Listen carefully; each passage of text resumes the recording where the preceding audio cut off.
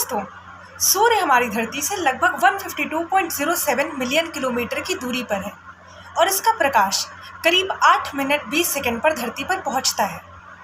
वैसे तो हम किसी भी देवी देवता को अपनी आंखों से नहीं देख पाते, बस एक सूर्य देव ही हैं जिन्हें हम प्रत्यक्ष रूप से देख पाते हैं। सनातन धर्म में सूर्य देव को जल देने की प्रक्रिया चलती चली आ रही है, लेकिन आजकल के आधुनिक काल में जैसे ये प्रक्रिया कहीं विलुप्त सी हो गई है। आजकल लोग साइंसवादी हो गए हैं और ये हमारे अध्यात्म को नहीं मानेंगे, पर अगर इन्हें यही अध्यात्म साइंस के द्वारा समझाया जाए तो ये झटपट समझ जाते हैं। तो चलिए देते हैं सूर्य देव को जल अर्पित करने के पीछे का साइंटिफिक रीजन। दोस्तों, स्वस्थ रहने के लिए जितनी शुद्ध हवा महत्वपूर्ण है, उतना ही प्रकाश भी।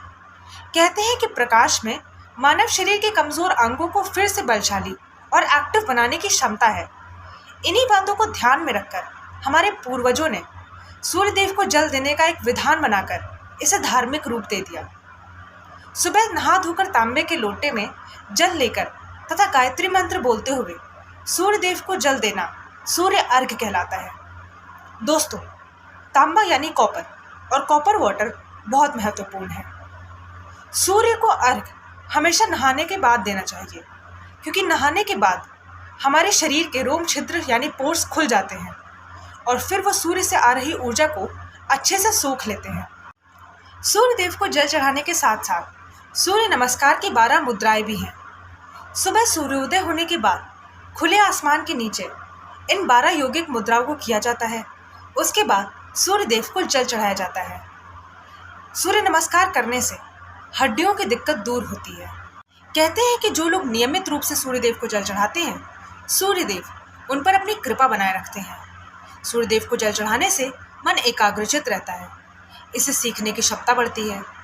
ऐसे व्यक्ति जटिल से जटिल समस्या का समाधान चुटकियों में निकाल लेते हैं। सूर्य देव को जल चढ़ाने से होने वाले फायदों के वैज्ञानिक आधार भी हैं। वैज्ञानिकों के अनुसार उगते हुए सूरज को जल देने से हमारे शरीर को पर्याप्त मात्रा में विटामिन डी मिलता है। दोस्तों, हमारा शरीर 5 तत्वों से बना हुआ है। इनमें से एक अग्नि भी है। सूर्य को अग्नि का कारक माना गया है। तो जब हम सूर्य देव को जल चढ़ाते हैं तो उससे आ रही किरणें जब हमारे शरीर पर पड़ती हैं तो लिवर, हार्ट, स्किन, आंखें और भी सभी अंग सक्रिय हो जाते हैं। दोस्तों, सूर्य में 7 रंगों की किरणें हैं और ये सप्तरंगी किरणें जिस भी रंग के पदार्थ पर पड़ती हैं वहाँ से वह पुनः लौट जाती हैं। बस काला ही एक ऐसा रंग है जहाँ से वह पुनः लौटती नहीं। हमारे शरीर में अलग अलग रंग की विद्युत किरणें हैं और जिस भी रंग की कमी हमारे शरीर में होती है, सूर्य देव को जल देने से वो कमी पूरी हो जाती है। जब हम सूर्य देव को जल देते हैं तो जल से आ रही सूर्य की किरणें 7 रंगों में बढ़ जाती है। ये बिल्कुल वैसा ही है जैसे सूर्य की किरणें प्रिज्म से होकर 7 रंगों में बढ़ जाती हैं और वो किरणें जब हमारी आंखों पर पड़ती हैं तो वहाँ से वो वापस नहीं लौटती, क्योंकि आंखों की पुतलियाँ यानी आई बॉल काली होती है। इस तरीके से हमारे शरीर में जिस भी रंग की कमी होती है वो पूरी हो जाती है। दोस्तों, सूर्य देव की किरणों का प्रभाव जल पर बहुत जल्दी पड़ता है, इसीलिए सूर्य को अभिमंत्रित जल का अर्घ्य दिया जाता है।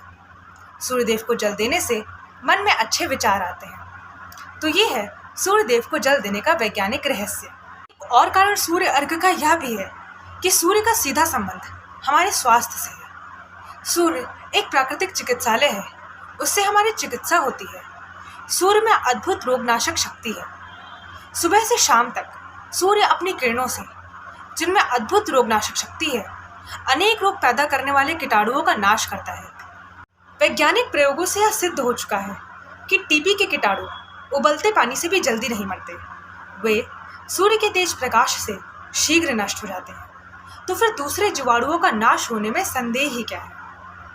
जब सूर्य की किरणें हमारे शरीर पर पड़ती हैं तो रोग उत्पादक सूक्ष्म से सूक्ष्म कीटाणुओं का भी नाश हो जाता है। इस प्रकार सूर्य की किरणें रोगाणुओं से हमारी रक्षा करती है। तो देखा दोस्तों, सूर्य देव को जल देने के पीछे का साइंटिफिक रीजन। अगर अभी भी आपको विश्वास न हो तो इस प्रक्रिया को रोज की दिनचर्या में आजमा कर देखें। धन्यवाद।